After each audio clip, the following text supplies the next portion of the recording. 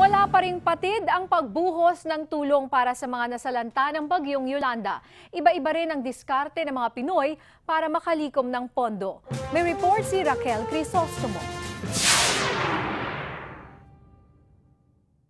Nagtinda ng yema at chocolate crinkles ang mga kabataan sa Brosos at dinonate ang 73 euros o mahigit 4,000 pesos mula sa kanilang kinita. Nagdonate din ng pera, damit at relief goods ang Filipino Chaplaincy.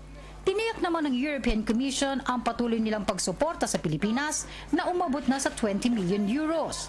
Sa London, inilunsad ng mga estudyante ang Make a Difference fundraising campaign. Unang araw pa lang, nakalikom na sila ng 650 pounds o mahigit 45,000 pesos. May mga donasyon ding bottled water at mga dilata.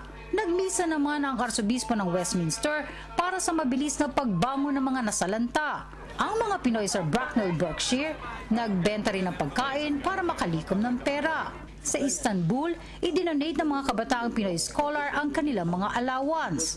Nakalikom naman ng $1 million ang Kimse Yokmu at Pashad Turkish Association. Sa Vienna, kahit nagsasaya, hindi pa rin kinalimutan ng mga Pinoy ang mga trahedyang nangyari sa Pilipinas. Ilalaan sa mga biktima ng bagyong Yolanda at earthquake sa Bohol ang kinita sa Masquerade Ball. Iba-iba naman ang gimmick ng mga taga-Barcelona. May nagpalitsyon, may nagsubasta, at may nagkudakan sa parke.